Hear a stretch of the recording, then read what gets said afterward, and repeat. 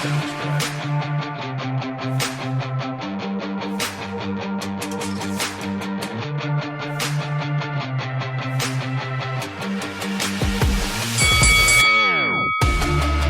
Welcome, Realm family, to another episode of Wrestling with the Realm podcast. I'm Brian, one half of the Power and Glory of Wrestling podcast, and on the other side, he is the Hercules to my Paul Roma. He's my guy, Will. Will, what are we talking about? We are talking about WrestlePalooza. Sorry, what a stupid name for a pay-per-view. Uh, man, I threw myself off. We're talking Oh, WrestlePalooza, the first PLE of the ESPN era, and let me tell you, this thing did disappoint just a little bit, just a little bit. We'll start with our opening match. We had Brock Lesnar versus John Cena, and if it did disappoint, here is why. Our opening match kind of just sucked. It was not great. I don't understand the decision of John Cena to get absolutely squashed by Brock Lesnar because when are we going to rehash this? We only have a certain amount of dates left. I believe it's what, five or six now? yeah, it's not many. It's not many. And you're wasting one of the GOAT's retirement tour dates on him getting absolutely buried by Brock Lesnar. And to hear that the decision was originally for him to win makes me sick, Brian. It Mm. makes me sick.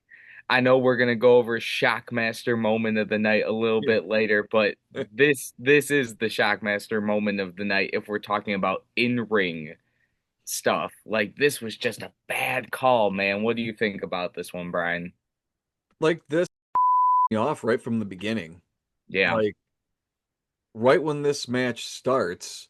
So my wife and I are watching again, and I told her that I'm going to bring her up again tonight because she is the perfect example of a casual fan of wrestling and of WWE. And the first thing she says when John Cena has his entrance with all those kids, she's like, "Yep, we wasted the majority of his retirement tour on a bunch of The Rock. We could have been doing this the whole time." Yeah. And I was like, it's so true that the entrance when he comes out and he's got all the kids and stuff, and it's so much John Cena energy, you go, that's what his entire retirement tour should have been. It should have been the good vibes and the feels the whole time instead of some story that he turns heel that Dwayne just decided to walk away from and abandon. So then they had to scrap it when we actually could have been doing like something that seems really positive. It sounds a little hokey to say, we could use some positivity. That's not a bad thing. And John Cena, babyface John Cena, is like full of that energy. And seeing him at the end of this retirement tour now, since he turned back babyface, this is why he's the GOAT. Like, you're never going to have another babyface that maybe can do what he does, where you could do all that heel crap, but when you actually see what that actual John Cena character is, it's hard to beat that. And we should have been having that every single time he came out on this retirement tour. It made me mad that we were robbed of that. That we're just getting to Yeah. that kind of stuff now, which is what we should have been doing this whole time. So right away, I was start of the match because that just made me angry for what we've had to deal with his story. And then once you get in the match, that's a whole different argument where I don't understand what the point of that match was because you just took another one of these very few dates that John Cena has left and you had him get squashed by Brock Lesnar. Where is that going? You had no build up to it to tell us why, and you still haven't explained anything. So there better be a payoff to the Brock Lesnar stuff. There has to be. Otherwise, it just makes them look terrible. Yeah. I mean, the only payoff that we can see now is Survivor Series. It has to be in War Games, but because the two other dates he has are Raws. Well, now, yeah, it's four dates, two Raws, one is Madison Square Garden. I guess you can do it there. We know one of them is AJ Styles, which I'm Yep. thrilled about. That's going to be a great match. And the other one is Survivor Series. And, that has to be him in War Games. Or it's rumored he might face Dominic Mysterio, which would be great. And then Oh, he I'd be down has for that. his last match at Saturday night's main event, which please don't have it be Brock Lesnar. What a letdown that would be if it was Brock Lesnar versus John Cena. So, yeah, it has to be at War Games. If they do Dominic Mysterio, I won't be disappointed. No, I wouldn't be. But yeah, there has to be the chapter book has to close with him and Brock. So we will see. It was a very disappointing opening to the show, and I guess we can say that the show it picks up a little bit with the Vision Hmm. versus the Usos. I mean, the Usos do come out to their Uso theme song, which the vibes were up there. I'll have to Hmm. give WWE a little credit. The vibes were up just a little bit there. And this was an okay match. I would say my favorite part of the match was LA Knight as special guest Yeah. referee. And when we don't know what to do with LA Knight, make him the special guest referee. That is WWE's default of what to do with LA Knight when they don't have a match for Hmm. him. So, yeah, he actually does a decent job storytelling, showing that he does not have an alliance because he doesn't like either one of these teams. Yep. So, yeah, actually, the correct use of a special guest referee It from was. WWE for once. So, to see him just kind of be like, we're gonna let these dudes fight. It became an Extreme Rules match, Hmm. which I liked. There was a few good spots in this match. To see Bronson Reed go for a moonsault, Yeah. that was crazy. That was insane. Luckily for I forgot if it was Jimmy or Jay that was about to take that. He misses. And I believe that sets up Jimmy going for the Uso splash. Hmm. Uh, uh, hey, I'm calling an audible. Luckily for being the Shockmaster moment of the night quarterback, you can call a little bit of an audible. That's right. Uh, this is my Shockmaster moment of the night. Oh. Jey Uso hits himself with the chair and knocks himself out. That was Okay. some crazy, Brian. That was some crazy. How do you knock yourself out with a chair? I'm glad he's okay. And that's the most important thing because this is why, back in the day they used to flash the don't try this at home Yes. because I'm sure this was many, many people backyard wrestling, Yep. knocking themselves out with the chair. Yes, that was my Shockmaster moment of the night. We Yeah, can you talk know what the worst part of that is though? The what? worst part, imagine doing that and then you have to talk to Rikishi about it when you're done Oh my because God. you know that phone call is coming. Imagine that, That's double right? Shockmaster moment of the night That's right yeah. there. Because you need to answer to Rikishi because he's like, Yes. man, I was just hyping you up on the podcast, Yep. man. And you have to go out there and be and hit That's yourself with a chair. that's exactly what he would say. Yep. And just the backlash from Rikishi, you can only Oh imagine. man, it's so true. But yeah, this Shockmaster moment. You're right. yeah, this You're was right. a slam dunk for Shockmaster moment of the night. That's why I had to call an audible. Yep, You I'll take you're it. gonna see as we continue to talk about this pay-per-view, outside of one match, there's kind of just a few Shockmaster moments of the night you can go to. Yeah. So that's just kind of how this pay-per-view was. This match was okay. It was a match. I feel like I've seen them do this in singles matches Mm-hmm. on Monday Night Raw. This was a very Monday Night Raw match, and it didn't progress much in the storyline for even with Jey Uso pump faking the chair at LA Knight. Like we've seen this on Raw. Yep. He should have hit him with the chair. That would have been a more interesting storyline. But, that being said, the Vision picks up the win. Me and you have been talking about this, Brian.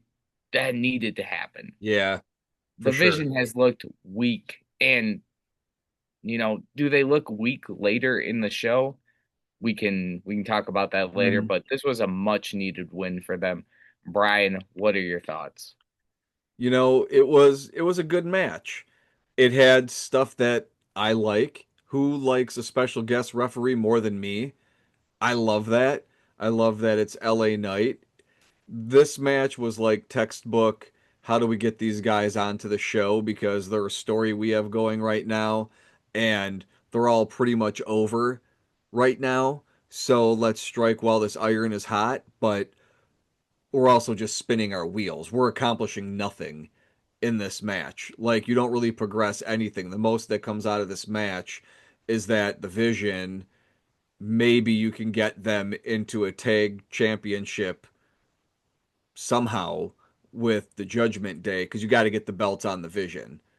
Yeah. Because if you don't, they're never going to be taken seriously like a real threat. You can come and do run-ins and jump guys at the end of matches all you want to, but until you have any cachet or any championships, you're not really leading anything, especially if you can get a stable then where you have the world heavyweight champion, the women's intercontinental champion, and she's the best ever. She's not the only one saying it. Sports Illustrated is saying it too. Um, and then you would have the tag champions. Now you go, that is a pretty formidable stable, and it reminds me of what we used to do back in the Attitude Era. And you would get that group and that faction together, and you'd put championships on them, and it makes a big difference when you get into your storytelling, because now you kind of are the top of the mountain for everything. You have all markets cornered when you do that. So I think it helped progress the vision, but otherwise it didn't advance that story that much. And it's like you said, we can see that on Raw or another show that I'll probably mention at the end of this when I get to my grading of this PLE. That all of this stuff seems very familiar, just not for something that's a PLE. Yeah. I mean, this did pick up the show in the slightest bit. We can go to our next match, which was a showstopper and should Yep. have main evented this show, and that is Stephanie Vaquer versus Io Sky versus for the Women's World Championship, the vacant Women's World Championship. And Brian, this is just a technical masterpiece. Yep. And, we've seen it two other times. And what I liked about it is both of those times led to disqualification. And I was worried that this match would have interference in it. It didn't. Hmm. They just let him wrestle. And they did that, and we got match of the night. One of the best women's matches I've seen all year. And, it's a common theme having Io Sky be a part of that.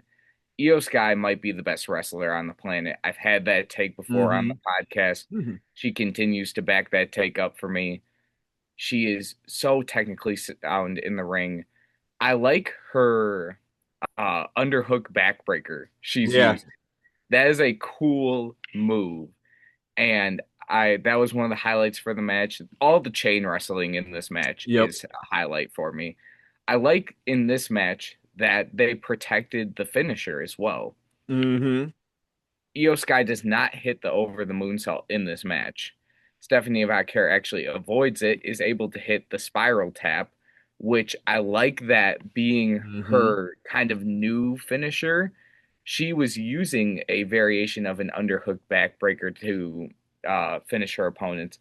I like that we're Yep. going away from that. The Yep. spiral tap is an awesome finisher for It's her. such a it's a much better finisher. I was happy to see that too. Yeah. And the spiral tap is a great move. I'm happy to see someone using it. And I think they got the winner right here. I think just a reset in that division, which they were trying to Yep. do with Naomi and Stephanie Vaquer. They kept her off TV and we were complaining about it. And, I don't disagree with that. We should have had more Stephanie Vaquer on TV before this match, Yep. but it's kind of nice having her not have any previous storylines. It's almost like they called her up from NXT and she won the title. Yeah. She didn't have many storylines going into this match. So a reset for the division, an amazing match, one of the best women's matches, of this year, all time. This was an all-time classic here at WrestlePalooza, and that's the only time I will be saying that throughout this pay-per-view. So this match gets a double thumbs up from me. Brian, what do you think? This match was the highlight. I mean, that's not a hot take. I'm sure everybody thinks the Oh yeah. same thing. Um, this is going to be a weird one when we get to the end when we're grading it with the overall product. It's going to be an interesting one because it's nothing bad, and this is a standout. It's the best match of the night, and that's not because everything else was bad. It's just there's some element missing to this show, but um this match I think is match of the night, and the way that these two work together I thought was really impressive. The Dragon Screw takedown that Stephanie Vaquer was using on Io Sky, where she did it, I don't know how many times, it was at least twice. Did she do it two or three times? Where she makes that move look like $1 million, both of them. It looks like she's really inflicting some damage on Io's knee. And unlike other people that we talk about when you get into working the lower body and selling that stuff, Jade Cargill, um, this was like exactly how you want it to be played. Io Sky knew exactly what to do to okay, I'm getting my knee worked. She knew how to sell it. She was making you remember, that's right, my knee's not 100%. And then you would see Stephanie Vaquer would go back and work on that knee some more, and they were telling that story in the ring. And it was such a back and forth battle, and they were both getting, they were getting all their stuff in, but it was so worth it because you had two baby faces for a championship who were able to make that work. You could tell that this match started with two people having a lot of respect for each other, and then after the match, having earned even more respect for one another, while still maintaining both being faces, which is an impressive feat to do. And they pulled it off. So this match gets the highest marks of the night. That's no surprise. Yeah, absolutely. I mean, just a classic from these two. We can move on to our next match, which was another highlight, I would say, even though it was Yeah. overbooked madness. Yes. It was Yeah. the mixed tag team match between CM Punk and AJ Lee versus Seth Rollins and Becky Lynch. And I think we can kind of, say that AJ Lee, although Hmm. it took some time and she had to pick it up, she still got it, Brian. Yeah. I think that was the biggest question mark going into this match. I think the winner was pretty obvious, and it was CM Punk and AJ Lee.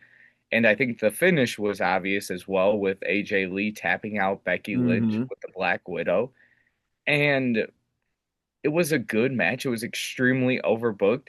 We broke every rule of a mixed tag match. We had the women hitting the finishes on the men and also the men hitting some finishes Yes. on the women. Yep. And I think that overall we've seen that with Baron Corbin actually hitting the end of days on Becky Lynch in the past. There's this huge reaction you get, and the Yeah. shock value is there in it. Um, this match was this match was good. I love a finisher fest when it's done the right way. I feel like they did it the right way. The table spot.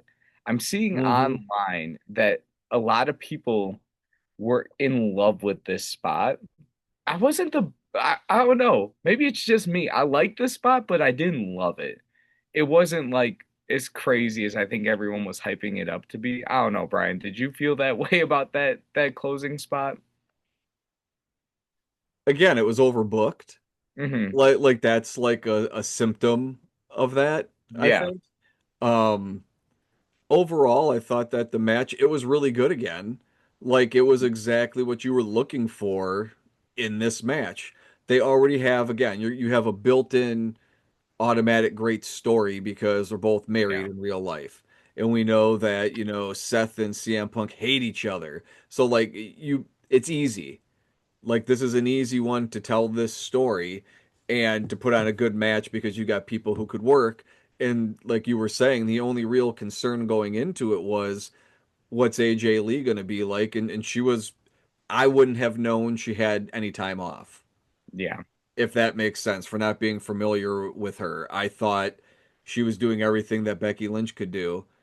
And the real interesting thing in this match is how amazing and just how perfect of heels Seth Rollins and Becky Lynch are. Yeah. They need to not separate them.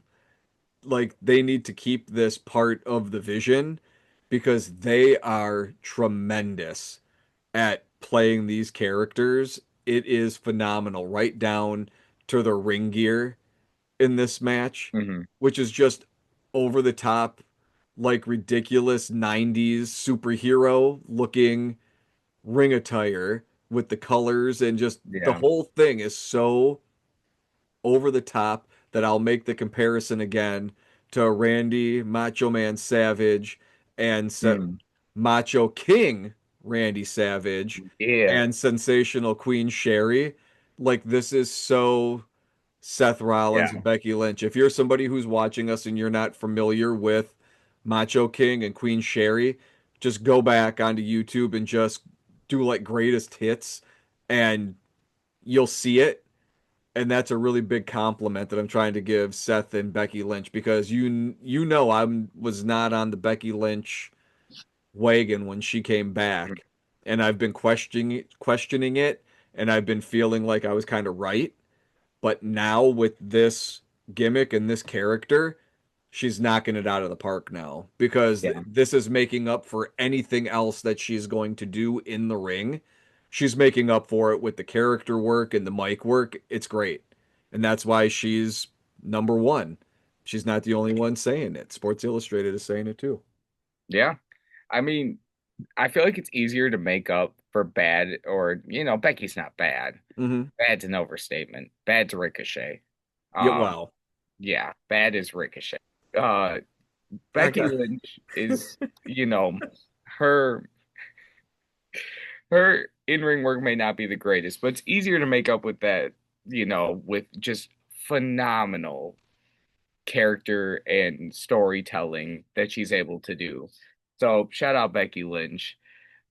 This is probably our last high point in the pay-per-view, Brian. Unfortunately, we go to a kind of awkward segment with The Undertaker and Stephanie McMahon.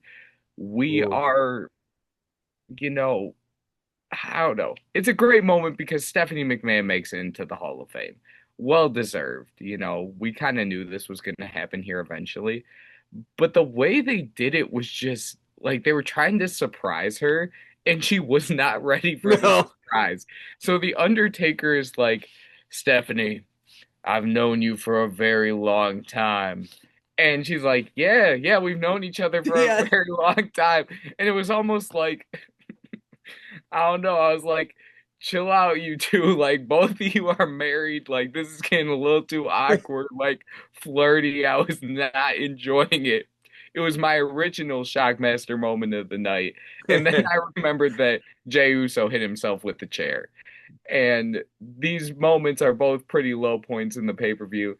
But then The Undertaker finally spits it out that she's going into the Hall of Fame. And everyone's like, yeah, oh yeah, we love this awkward segment now. So, yeah, do you have anything else on this, Brian? It was just kind of really weird. To me, it felt like before the show, Triple H was like, "Hey, Steph, we're gonna induct you into the Hall of Fame. So I'm gonna come out and I'm gonna do a spot, and I'll come out and I'll say that we're inducting you." And she was probably like, "No, I don't want you to do that. I just it's fine. Just play a video, but I don't want you to come out and do that. It'll be uncomfortable." So Triple H was like, "All right, fine." And then he was like, he sent Taker out there because what's she gonna do now? Because she seemed like kind of not happy about it. Like she was kind of surprised, but not in a good way. Yeah, like when she was hugging Taker, it almost looked like she was like cussing him out. Yeah, So it was it a looked weird like she moment. was like, "Paul, you are in such when I get back there." Like it was just like, but like she kind of had to smile and grit her teeth, and she's like, Yeah, like that's what it felt like to me. So I guess I'm sure that's not what happened, but in no. my mind, I like to think that that's what happened because it makes it fun. Yeah, no. It definitely seemed like that. All right, let's get to the mid event. This was like when we used to talk about mid event Jey Uso, like he was not the main event. Had that vibe to it. It had that type of aura. This was just a SmackDown main event between Cody Rhodes, the Yeah. champion, versus Drew McIntyre. You were waiting for something Yep. because all week Triple H was talking about a big moment or a big shock that was going to happen. And to hear that the original plan for this match was for Drew to win and Randy to cost him the title, to cost Cody the title, that was exciting. I would have loved that. But now with hindsight being 2020 and we're getting Seth Rollins versus Cody Rhodes at Crown Jewel, it does make a little bit more sense for Cody to win. But to just not develop any sort of story, it felt like lazy booking. It felt like they had nothing for these two to do. They wanted to get their champion on the card, so they threw him on there with Drew McIntyre, and that's fine. Have Cody go over in a clean way, but give them 30 minutes to wrestle and put on a classic, Hmm. not 10 minutes. This was just poor and lazy booking. This gets a double thumbs down from me just off the execution of it. Brian, what are your thoughts? Boy, is it disappointing. Yeah, Like it's just the whole thing, and it's one thing to do John Cena turns into a heel and we're waiting to get, the big punchline and the big blow off at WrestleMania and Travis Scott comes out and that's it and we all realize what the hell was that? Then you fast forward to this PLE and we start it with John Cena and Brock Lesnar. Yeah, we're not going to give you any build up for that. Like they're not even going to talk to each other. We'll throw our truth out there. It'll get the point across. Then you literally end this PLE with your undisputed champion and Drew McIntyre, and you go, well, just have Drew McIntyre hurt him so he's away for a few weeks to film Street Fighter, and then he can come back and he's not happy with Drew McIntyre, and then we can have a blow off at WrestlePalooza. And you go, yeah, sure, just do that. Like, this is a trend now. Like, none of this works. no, None of that is good storytelling, and we're past the point now where we used to give the benefit of the doubt and say they're playing the long game. All this will make sense at a certain point. We can't do that anymore because those days are gone. They haven't paid anything off and I don't know how long. And no. this whole PLE is another example of that. And when you said about the surprises that Triple H said, "Oh, there's going to be surprises," is it Pat McAfee coming back? Because I have thoughts on the broadcasters too when we get into our final wrap up here on what we think of the show. Yeah, I mean, I'll get us started on that. This pay-per-view was kind I mean, like, that's my honest thoughts Yep. on it. When I was watching this, I was just like, nothing really blew me away outside of our phenomenal women's championship Yeah. match. And that's becoming a theme. I mean, my favorite pay-per-view this year is Evolution. And Yeah. it's not Oh, even yeah. relatively close. I think of Evolution and I think of I forgot if it was night one of SummerSlam. And that those are my favorites so far. And the women have been carrying this year of wrestling and they're continuing to do so.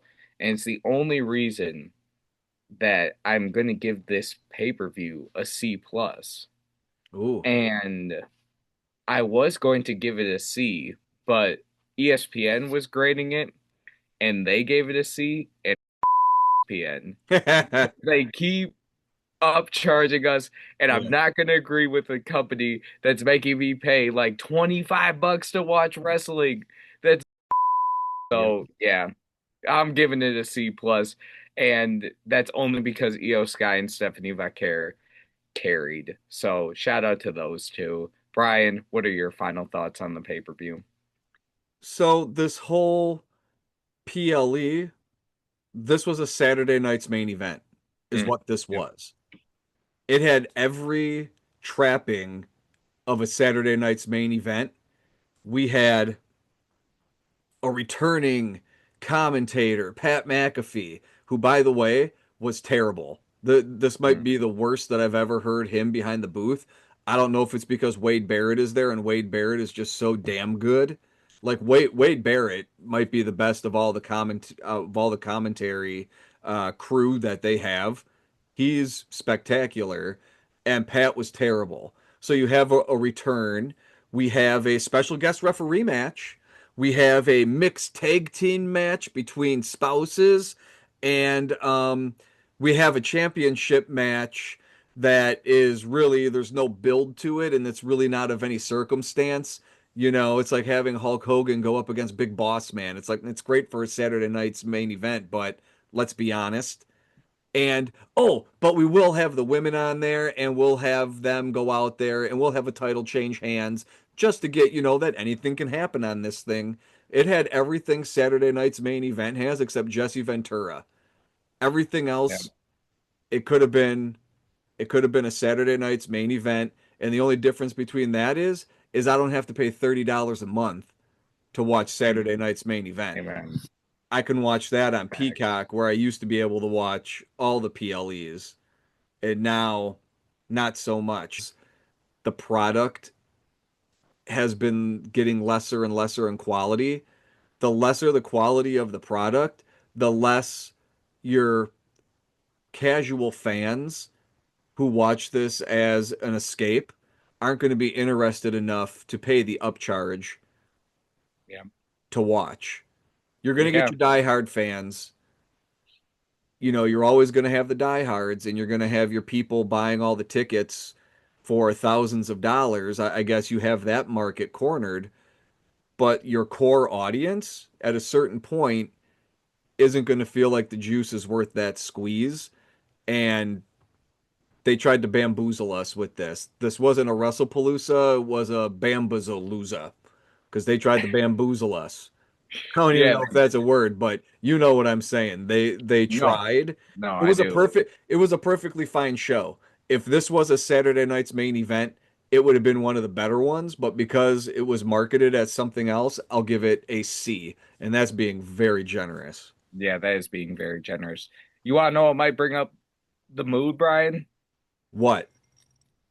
Some Pokemon cards. Yes! Yeah, we're back. He's All back. right. While I'm opening this Pokemon pack, guys, subscribe to the channel. If you're here for Brian's impersonations, me opening Pokemon cards, or us talking about wrestling, there's a lot to do here. So It's true. check out the shorts because those are on fire. Shout out to Brian. He stepped up the Look shorts at that. game. Oh, look at that, guys. Hey, Torchic is fire. One of my favorite starting Pokemon. We're opening Journey together today. Boy, still no Squirtle on there, man. Yeah, dude, Or a I'm telling you, Bulbasaur. Isn't the day we Bulbasaur one pull of the them? Squirtle is gonna be a good day. All right, Yeah, that's gonna take me back. we are getting to our ends Clink Clang. We're naming Pokemon's Clink Clang. What is this? Oh, guys, we are getting some strange Pokemon. Subscribe to the Realm Paranormal podcast. Brian, what do we Yeah. got going on over Yeah, there? go check us out over on the Realm Paranormal Podcast, guys. Link is down below. Uh, oh man, uh, I'm being taken by Will's Pokemon right now. But go over to the Realm It's all right. Paranormal Podcast. Check us out all October. Every Monday, there's going to be a new podcast out. It's going to be a scary movie review. For the whole month of October, we're starting out first with What We Do in the Shadows. We're going to have Scream '96 coming out. So go check us out over there. Oh, What we got there? hey, let's go. And Zorwark full art. I love you guys. Have a good one. We'll see Peace you out. next time. That's it. Woo! Hey, come Oh, on look at that. You now. got a winner. Let's go.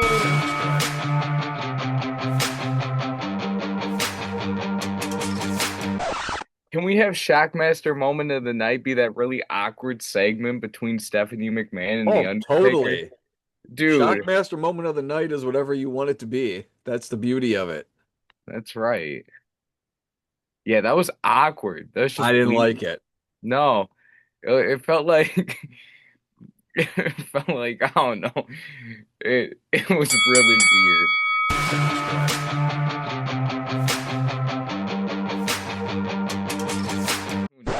Who knows what Ricochet's Did I doing? see him get like a pie thrown in his face or something? Or a Dude, cake thrown in his face? there's Did no that way happen? that's happening, Did that man. not happen? Did I make that up? Hey, if it happened, it's going to get played right here. There'll be like a little intermission in the podcast. So we'll figure out when we Yeah. do.